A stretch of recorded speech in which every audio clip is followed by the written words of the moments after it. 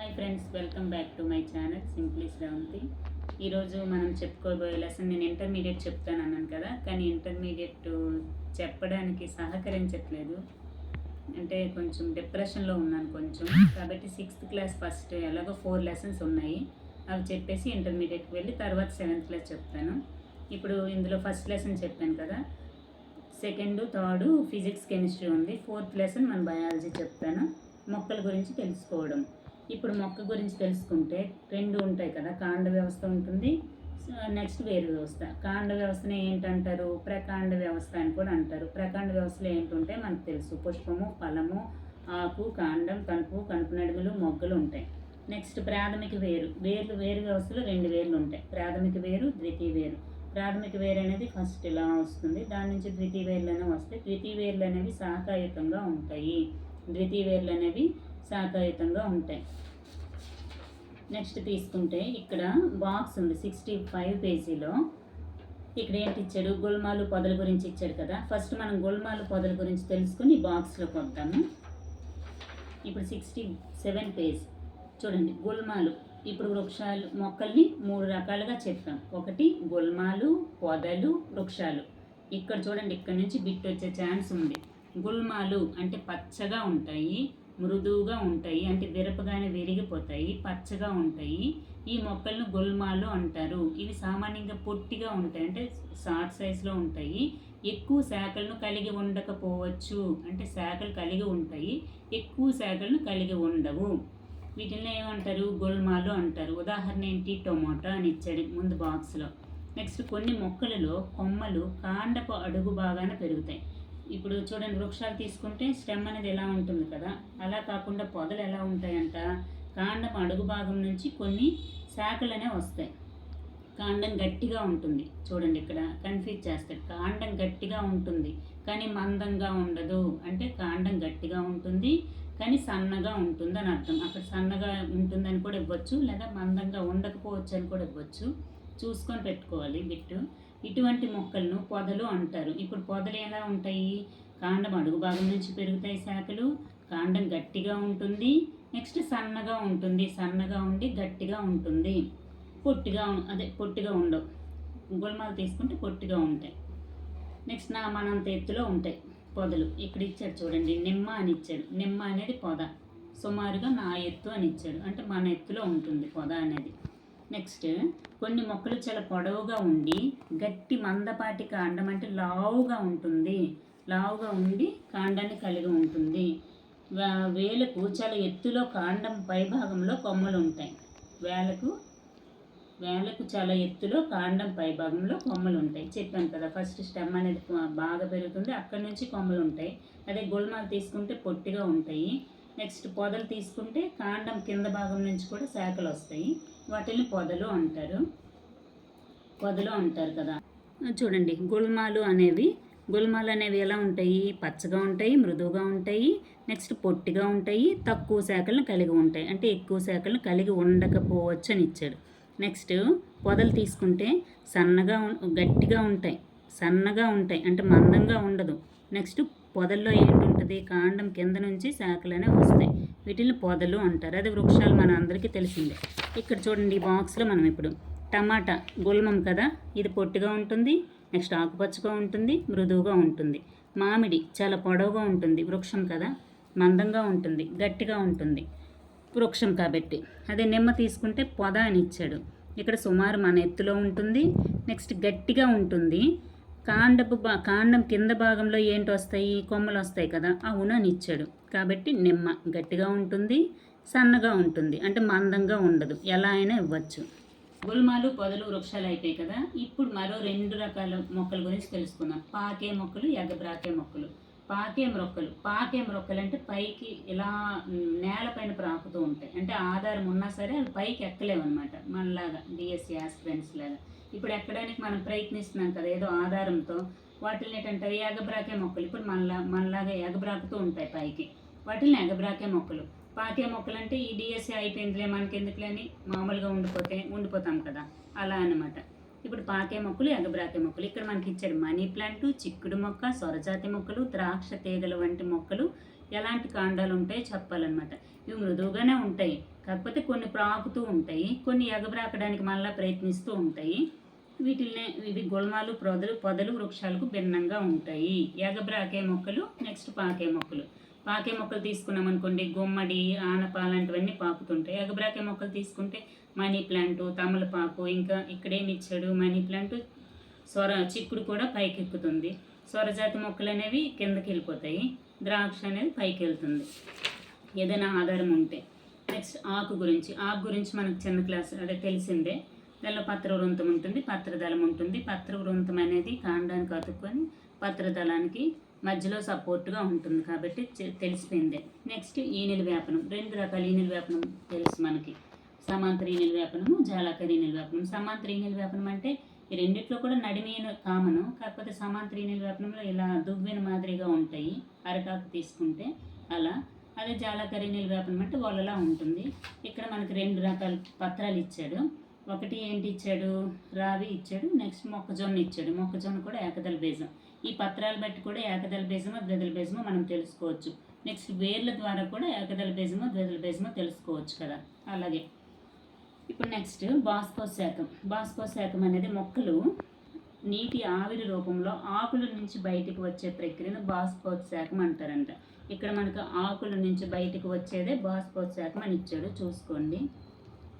చాలా నీటిని గాలిలోనికి విడుదల చేస్తాయి. అక్కడ ఇవ్వచ్చు బాష్పోశాఖం అనేది వేర్ల ద్వారా జరుగుతుందా లేకపోతే కాండం వల్ల కూడా జరుగుతుందా, మనకు అక్కడ కొంచెం కన్ఫ్యూజ్ అవుతుంది. ఇంటర్మీడియట్ లెవెల్లో లెంటి సెల్స్ ఉంటాయి కాండంలో, ఏమో కాండం ద్వారా కూడా బాష్పోశాఖం జరుగుతుందా అవన్నీ అనుకుంటాం కదా. అవి ఎక్కువ ఆలోచించి పెట్టాను, అందుకే నాకు కొంచెం తప్పులు అయ్యాయి. ఇప్పుడు ఇక్కడ మనకి ఇచ్చిందే పెట్టాలి. నీరు ఆవిరి రూపంలో ఆకుల నుంచి బయటకు వచ్చే ప్రక్రియను బాష్పోశాఖం అంటారు. దీన్ని పాలిథిన్ కవర్, ఒక కొమ్మకి పాలిథిన్ కవర్ కడితే దాని నుంచి ఆవిరి అనేది బయటకు వస్తుంది. ఇది బాష్పోశాఖం గురించి తెలుస్తుంది కదా, అంతే అయింది. దాన్ని బాష్పోశాఖం అంటారు. నెక్స్ట్ ఇక్కడ మనకు ఒక కృత్యం ఇచ్చాడు. అది ఎలా ఇచ్చాడు, ఒక పరీక్షణాళిక తీసుకున్నాడు. ఈ కృత్యంలో ఒక పరీక్షణాళిక తీసుకున్నాడు. టెస్ట్ ట్యూబ్ బేబీలో ఒక సారా వేశారు, అందులో ఒక ఆకుని ఫస్ట్ టెస్ట్ ట్యూబ్ బేబీలో ఆకుని పెట్టాము, దానిలో సారా వేసాము, ఫుల్గా ములిగినట్టు వేసి ఒక బేకర్లో సగం వాటర్ తీసుకొని ఈ టెస్ట్ ట్యూబ్ బేబీ అన్నది అందులో పెట్టి హీట్ చేస్తే ఈ హీట్ ఎంతవరకు చేయాలి, ఈ సారాయిలోనికి క్లోరోఫిల్ వచ్చినంత వరకు వేడి చేయాలి. అప్పుడు మళ్ళీ ఒక బౌల్లో తీసుకున్నాం కదా పత్రానికి ఆయోడిన్ ద్రావణం వేస్తే నీళ్ళు రంగులో మారింది. అంటే నీళ్ళు రంగులో మారిందంటే అందులో ఏమున్నట్టు, పిండి పదార్థం ఉన్నట్టే. క్లోరోఫిల్ పోయినా సరే పిండి పదార్థం ఉన్నట్టు ఈ పరీక్ష తెలియజేస్తుంది అనమాట. నెక్స్ట్ 73 పేజీలో కిరణజన్య సంయోగ క్రియ గురించి ఇచ్చాడు. ఈ బిట్ కూడా మార్నింగ్ సెషన్లో ఇచ్చాడు. కిరణజన్య సంయోగ క్రియ ద్వారా ఏటి విడుదలవుతుంది అని ఇచ్చాడు. ఈ ప్రక్రియలో ఆక్సిజన్ విడుదలవుతుంది. అది చిన్న బిట్టే ఇచ్చాడులండి. ఏంటి ఎలా ఇచ్చాడు, ఇంకెందులో ఏమైనా ఉందా అని నేను ఎక్కువ ఆలోచించాను. ఇంత ఈజీ బిట్ ఎందుకు ఇచ్చాడు, ఏమో లూప్ ఏదైనా ఉందని ఎక్కువ ఆలోచించాను, కానీ రైటే పెట్టానులేండి. ఓకే. తర్వాత నెక్స్ట్ వేర్ల గురించి. వేర్లు అనేవి రెండింటికి ఉపయోగపడతాయి. ఒకటి వేర్లు అనేవి మొక్కను మట్టిలో దృఢంగా పట్టి ఉంచడానికి, నెక్స్ట్ నీటిని పీల్చడానికి కూడా యూజ్ అవుతుంది కదా, మనకు అందరికీ తెలిసినవే. Next ఏకదళ base. ఇప్పుడు వేర్లు తీసుకుంటే రెండు రకాలుగా ఉంటాయి. ఒకటి ఏంటి, తల్లివేరు వ్యవస్థ. తల్లివేరు వ్యవస్థలో తల్లివేర్లు ఉంటాయి, నెక్స్ట్ చిన్న చిన్న పక్క నుంచి పార్శ్వవేర్లు ఉంటాయి. అదే పీచువేరు వ్యవస్థ. దీన్నే చూడండి పీచువేరు వ్యవస్థ అంటారు. తల్లివేరు వ్యవస్థ, గుబురువేరు వ్యవస్థ. గుబురువేరు వ్యవస్థని పీచువేరు వ్యవస్థ అని కూడా అంటారు. ఇది ద్విదళ బీజము, ఇది ఏకదళ బీజము. పత్రాల ద్వారా కూడా మనం తెలుసుకోవచ్చు ఏకదళ బీజమా అని. నెక్స్ట్ ఈనెల వ్యాపనం ద్వారా తెలుసుకోవచ్చు. నెక్స్ట్ వేర్ల ద్వారా కూడా మనం తెలుసుకోవచ్చు. కాబట్టి ఈ విధంగా ఉంటుంది. వేర్లలో ప్రధాన వేరును తల్లివేరు అంటారు, చిన్న వేర్లను పార్శ్వవేర్లు అంటారు. తల్లివేరు ఉంటుంది, దాని చుట్టూ పార్శ్వవేర్లు ఉంటాయి. అదేవిధంగా ప్రధాన వేరు లేదు. కొన్ని మొక్కల్లో ప్రధాన వేరు అనేది ఉండదు. ఈ వేర్లు ఒకే విధంగా కనిపిస్తాయి. వీటిని గుబురు వేరు వ్యవస్థ అంటారు. ఇవన్నీ ఏకదళ బీజాల్లో ఉంటాయని మనకు తెలిసిందే. నెక్స్ట్ బాక్స్లో ఇచ్చారు. మొక్క పేరు ఏదో మనం రాసుకుందాం, గడ్డి అనుకుందాం. సమాంతర ఈనెల వ్యాపనం చెప్పాను కదా, ఆకు ద్వారా కూడా ద్విదళ బీజమో ఏకదళ బీజమో తెలుసుకోవచ్చని. గడ్డి ఏకదళ బీజం కదా. ఏ ఈనెల వ్యాపనం ఉంటుంది, సమాంతర ఈనెల వ్యాపనం ఉంటుంది. ఏ రకం వేరు వ్యవస్థ ఉంటుంది, పీచు. అదే మామిడి చెట్టు తీసుకున్నాం అనుకోండి, జాలాకరి ఈనెల వ్యాపనం ఉంటుంది, ద్విదళ బీజం కాబట్టి తల్లివేరు ఉంటుంది. ఇది అయిపోయింది. నెక్స్ట్ నీరు ఖనిజ లవణాలను వేర్లు నేల నుంచి పీల్చుకుంటాయి. కాండం ఆకులకు మొక్కలో ఇతర భాగాలకు నీటిని సరఫరా చేస్తుందని మనం నేర్చుకున్నాం. నీరు ఖనిజ లవణాలను వేర్లు నేల నుంచి పీల్చుకొని వచ్చి కాండానికి ఇస్తాయి కదా. కాండం ఏం చేస్తుంది? ఆకులు నెక్స్ట్ ఇతర భాగాలకు సరఫరా చేస్తుందని చెప్పారు. నెక్స్ట్ ఉదాహరణకు క్యారెట్, ముల్లంగి, చిలగడదుంప, ముల్లంగి, కందగడ్డ, కర్రపెండలం మనం ఆహారం నిల్వ చేయబడిన మొక్కల్లోని ఇతర భాగాలను కూడా తింటాము. ఇవి కొంత ఆహారాన్ని నిల్వ చేస్తాయి.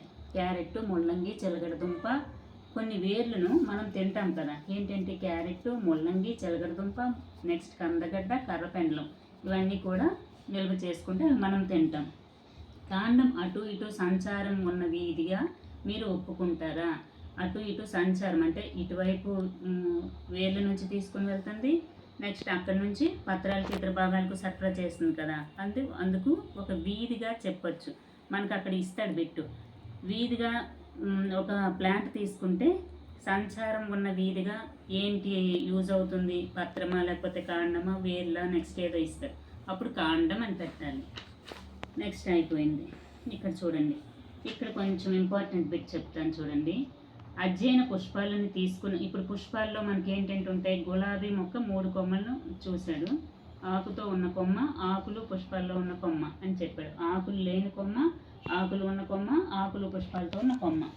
ఇప్పుడు చూస్తే మనకి ఇక్కడ ఏమి ఇచ్చాడు? అన్ని పుష్పాలు వర్ణమయమా అని ఇచ్చాడు. గడ్డి, గోధుమ, మొక్కజొన్న, మామిడి లేదా జామ మొదలైన మొక్కలపై పుష్పాలు ఎప్పుడైనా మీరు చూసారా? చూస్తాము. కనిపించకపోయినా ఉంటాయి. ఎందుకంటే ఏకదళ బీజాలు, ద్విదళ బీజాలు పుష్పించే మొక్కలు కదా. అలాంటప్పుడు గడ్డి ఏకదళ బీజం కదా, అందులో కూడా పుష్పాలు ఉంటాయన్నమాట. ఇది ప్రకాశవంతమైన రంగులు కలిగి ఉన్నాయా? కొన్ని ప్రకాశవంతంగా ఉండొచ్చు, కొన్ని వైట్గా ఉండొచ్చు. మల్లి మొక్క తీసుకున్నాం అనుకోండి, వైట్గా ఉంటాయి. అదే వేరు వేరు రంగులుగా ఉంటాయి అలా. నెక్స్ట్ పుష్పకాలు ఉంటాయి కొన్ని మొక్కల్లో. ఇక్కడ చూడండి, బాక్స్లో 79 పేజీలు ఏమిచ్చాడు? బంతిపూలు, చామంతి, సూర్యకాంతము పుష్పాలను ఎన్నుకోకండి అని ఇచ్చాడు. ఎందుకు ఎన్నుకోకండి అని ఇచ్చాడు? అవి గుంపులుగా ఉండి పుష్పకాలు ఉంటాయి. అంటే ఆ పుష్పంలో ఉండే చిన్న చిన్న ఉంటాయి కదా. ఇప్పుడు బంతిపూలు మనం అక్షంతల్లా చీర్చినప్పుడు ఒక్కొక్కటి కూడా ఒక పుష్పమే. అవి తీసుకోకండి. అదే మందార, గుల్మోహర్, అగ్నిపూల చెట్లు, ఆవాలు, వంకాయ, బెండ వంటి మొక్కలను తెమ్మని చెప్పాలన్నమాట. అప్పుడే వాళ్ళకి తెలుస్తుంది కదా, అందులో కేసరావళి, కేలాగ్రం ఎలా ఉంటాయి అవన్నీ తెలుసుకోవచ్చు. అండ కోసం ఎలా ఉంటుంది అవన్నీ. అదే చిన్న చిన్న పుష్పకాలు అంటే అంత బాగా కనిపించవు, కాబట్టి పెద్ద పుష్పాలు తెమ్మని చెప్పాలి పిల్లలకి. నెక్స్ట్ ఇక్కడ చూడండి, చైనా రోజ్ అంటే మందారకి మరో పేరు అని ఇవ్వచ్చు, చైనా రోజు. ఉమ్మెత్తు, ఆవాలు, వంకాయ, బెండ. గుల్మెహర్ అంటే అగ్నిపూల చెట్టుకి మరో పేరు అని ఇస్తాడు, గుల్మోహర్. వీటితో పాటు ఒక బ్లేడు, ఒక గ్లాస్ స్లైడ్ అవన్నీ తీసుకోవాలని చెప్పాడు.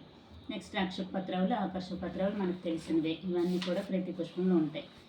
నెక్స్ట్ ఆకర్షపత్రాలు ఉంటాయి. తర్వాత కేసరాలు అండకోసము పుష్పాల్లో గుర్తించవచ్చు కదా, అందుకోసము పెద్ద పూలు తెమ్మని చెప్పాలన్నమాట పిల్లలకి. కేసరాలు అండకోసం మనకు కనిపించినట్లు ఉంటాయి అనేసి. ఇప్పుడు చూడండి, కేసరం యొక్క భాగము ఇది పురుష ప్రత్యుత్పత్తి భాగం కదా. ఇందులో ఏముంటాయి? పరాగ కోసం ఉంటుంది, కేసరదండం ఉంటుంది, మనకు తెలిసినవే. తర్వాత నెక్స్ట్ ఇక్కడ మాత్రం చాలా ఇంపార్టెంట్ బిట్, అండకోసం భాగాలు. ఇదంతా అండకోసమే. ఇప్పుడు ఇదంతా తీసుకున్నామా, ఇదంతా అండకోసం. అండకోశంలో భాగాలు ఏంటి? కేలాగ్రము, కేలము, అండాశయము. అండాశయం అనేది అండకోశంలో భాగము. ఇప్పుడు అండాలు అనేవి అందులో ఉంటాయని ఇచ్చాడు అనుకోండి, అండకోశంలో ఉంటాయా, కేలంలో ఉంటాయా, అండాశయంలో ఉంటాయంటే మనం ఏమని చెప్పాలి? అండాలు ఎందులో ఉంటాయి? అండాశయంలో ఉంటాయి. అండకోశంలో మొత్తం. ఇప్పుడు ఇక్కడ అండాశయం ఇవ్వలేదనుకోండి, అప్పుడు అండకోశంలో ఉంటాయని పెడతాం. కానీ అండాశయం, అండకోశం రెండు ఇచ్చాడు అనుకోండి, అప్పుడు ఎందులో ఉంటాయి? అండాశయంలో ఉంటాయి. ఎందుకంటే అండకోశం అనేది ఇది మొత్తం అనమాట. ఇప్పుడు ఒక హౌస్ లాంటిది అండకోశము. దానిలో ఇది ఒక రూము, ఇదొక రూము, ఇదొక రూము. ఇందులో అండాలు ఉంటాయి. ఇప్పుడు అండకోశంలో భాగాలు ఏంటి? కేలాగ్రము, కేలము, అండాశయం కదా. అండాశయంలో అండాలు ఉంటాయి. ఇక్కడ ఇది ఇంపార్టెంట్. నెక్స్ట్ ఈ పటంలో తీసుకుంటే కేసరాలు ఇక్కడ ఉంటాయి, రక్షపత్రాలు, ఆకర్షపత్రాలు, కేసరాలు. మధ్యలో లోపల వలయంలో ఏది ఉంటుందని ఇచ్చాడు అనుకోండి, అప్పుడు ఏమని పెడతాము? అండకోశము. లోపల వలయంలో ఏంటి ఉంటుంది? అండకోశం ఉంటుంది. అండకోశంలో చివరి భాగం ఏంటి అని ఇచ్చాడు అనుకోండి, అప్పుడు లోపల ఉన్నది ఏంటని ఇచ్చాడు అనుకోండి, అప్పుడు ఏమని పెడతాము? అండాశయము అని పెడతాం. పుష్పంలో లోపల భాగం అని ఇస్తే అండకోశం అని పెడతాం. లాస్ట్ వలయంలో ఉండేది ఏది అంటే, అదే అండ కోసంలో అదే చివర మధ్యలో అదే వెనక వైపు ఉండేది ఏది అంటే అండాశయం అని పెట్టాలి. అక్కడ చాలా జాగ్రత్తగా ఆలోచించి బిట్టి పెట్టాలి, లేకపోతే తప్పు అయిపోద్ది. నెక్స్ట్ ఇక్కడ నిలువుకోత అడ్డుకోత తీసుకున్నాం కదా. ఇప్పుడు దేన్ని మనం అండాశయాన్ని ఛేదించాం, అండకోశాన్ని కాదు, అండాశయం అంటే ఈ భాగాన్ని మనం ఛేదించాం. నిలువుకోత తీసుకున్నాము, అడ్డుకోత తీసుకున్నాము. ఇందులో ఏముంటాయి? అండాలు ఉంటాయి. ఇప్పుడు చూడండి, ఇందులో అండాలు ఉన్నాయి. నిలువుకోతకు కూడా అండాలు ఉన్నాయి, అడ్డుకోతలో కూడా అండాలు ఉన్నాయి. దేన్ని కోసాము? అండాశయం లోపలి భాగము. చూడండి ఇక్కడ అండాశయం అంటే ఇది అంతా అండకోశం కదా. అండాశయంలో లోపలి భాగము నిలువుకోత అడ్డుకోత అని చెప్పాడు అంతే. ఇందులో ఏముంటాయి? అండాలు ఉంటాయి. ఓకే.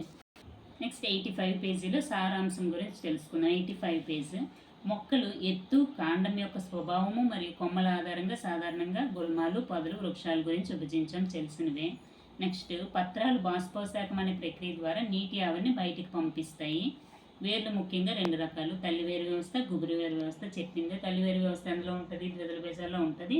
గుబురు వేరు వ్యవస్థ అందులో ఉంటుంది, ఏకదళ బీజాల్లో ఉంటుంది. నెక్స్ట్ చూసుకుంటే బిట్స్ చెప్తాను. 87 పేజ్. ఇక్కడ చూడండి, ఈ వాక్యాలను సరిచేసి మీ నోటు పుస్తకంలో తిరిగి రాయండి అని ఇచ్చాడు. అంటే సరిచేయాలి. ఇక్కడ ఏమని ఇచ్చాడు? సరిచేసి చెప్పేస్తానులే, టైం వేస్ట్ అయిపోద్ది. వేర్లు నేల నుంచి నీటిని, ఖనిజ లవణాలను పీల్చుకుంటుంది. అక్కడ కాండం అని ఇచ్చాడు, వేరని పెట్టుకోండి. నెక్స్ట్ కాండం మొక్కలను నిటారుగా ఉండేటట్లు పట్టి ఉంచుతుంది. అక్కడ పత్రాలని ఇచ్చాడు. కాండం మొక్కలను నిటారుగా పట్టి ఉంటే చేస్తుంది. నెక్స్ట్ సి, కాండం పత్రాలకు నీటిని సరఫరా చేస్తుంది. ఒక పుష్పంలో ఆకర్షక పత్రాల సంఖ్య, కేసరాల సంఖ్య ఎల్లప్పుడూ సమానంగా ఉంటాయా అని ఇచ్చాడు. ఒక పుష్పంలో ఆకర్షక పత్రాల సంఖ్య, రక్షక పత్రాలు, కేసరాల సంఖ్య ఎల్లప్పుడూ సమానంగా ఉండవు. ఒక పుష్పంలో రక్షక పత్రాలు అన్నీ కలిసి ఒకటి ఉంటే అప్పుడు ఆకర్షక పత్రాలు కూడా అన్నీ కలిసి ఉండవు. నెక్స్ట్ ఎఫ్, ఒక పుష్పంలో ఆకర్షక పత్రాలు అన్నీ ఒకటిగా కలిసి ఉంటే అప్పుడు అండ కోసం ఆకర్షక పత్రాలకి అతుక్కొని ఉంటాయని ఇచ్చాడు, ఉండవు అక్కడ బిట్. నెక్స్ట్ చూడండి, కాండం యొక్క విధి మనకు తెలిసిందే, నీటిని, ఖనిజ లవణాలను ఆకులకు సరఫరా చేస్తుంది. నెక్స్ట్ 5 చూడండి, క్రింది ఏ పత్రాల్లో జాలాకార ఈనెల వ్యాపనం ఉంటుంది? ఏ పత్రాల్లో ఉంటుంది? ద్విదళ బీజాల్లో జాలాకార ఈనెల వ్యాపనం ఉంటుంది. ఇక్కడ మనకి ఏంటి ఇచ్చాడు? గోధుమలు ఇచ్చాడు, తులసి ఇచ్చాడు, మొక్కజొన్న ఇచ్చాడు, గడ్డి, కొత్తిమీర, మందారం అని ఇచ్చాడు. అందులో ఏ ద్విదళ బీజాలు చూసుకొని పెట్టండి. తులసి ద్విదళ బీజము, నెక్స్ట్ కొత్తిమీర, మందార ఇవన్నీ కూడా ద్విదళ బీజాలు కాబట్టి పెట్టేయాల్సిందే. గడ్డి, గోధుమ, మొక్కజొన్న ఏకదళ బీజాలు. నెక్స్ట్ ఒక గుబురు వేరు వ్యవస్థ కలిగి ఉన్న దాని పత్రాల్లో ఏ ఈనెల వ్యాపనం ఉంటుందని ఇచ్చాడు. గుబురు వేరు వ్యవస్థ అనగానే మనకి ఏంటి రావాలి? ఏకదళ బీజం రావాలి. ఏకదళ బీజాల్లో ఏ ఈనెల వ్యాపనం ఉంటుంది? సమాంతర ఈనెల వ్యాపనం అని పెడతాం. నెక్స్ట్ 7 ఒక మొక్క పత్రాలు జాలాకార ఈనెల వ్యాపనం కలిగి ఉంటే దానిలో ఏ రకమైన వేర్లు ఉంటాయి? తల్లి వేరు వ్యవస్థ, ఎందుకంటే ద్విదళ బీజం కాబట్టి. నెక్స్ట్ చూడండి 10 ఈ క్రింది ఇవ్వబడిన మొక్కలు ఏవి పుష్పాలను కలిగి ఉంటాయని ఇచ్చాడు. ఏవి పుష్పాలను కలిగి ఉంటాయి? అన్నీ కలిగి ఉంటాయండి. ఎందుకంటే పుష్పించిన మొక్కలు పుష్పించే మొక్కలు కదా. మనకి పుష్పించిన మొక్కలు కిందకి ఏటి వస్తాయి? బ్రయోఫైట, టెరిడోఫైట వస్తాయి కదా. పుష్పించే మొక్కలు అంటే ఏకదళ బీజాలు, ద్విదళ బీజాలు. కానీ ఇక్కడ గడ్డి, మొక్కజొన్న, గోధుమ, మిరప అన్నీ ఇచ్చాడు కాబట్టి ఇవన్నీ ఏకదళ బీజాలు, ద్విదళ బీజాలు కాబట్టి మనకు ఒకవేళ పుష్పాలు కనిపించకపోయినా ఆ మొక్కలో కూడా పుష్పించే మొక్కల కిందకే వస్తాయి. మనకు కనిపించగానే పుష్పిస్తూనే ఉంటాయి, చిన్న పువ్వులు ఉంటాయి. మొక్కల్లో ఆహారాన్ని తయారు చేసే భాగమును పేర్కొనండి. పత్రాలు కదా, అది అయిపోయింది.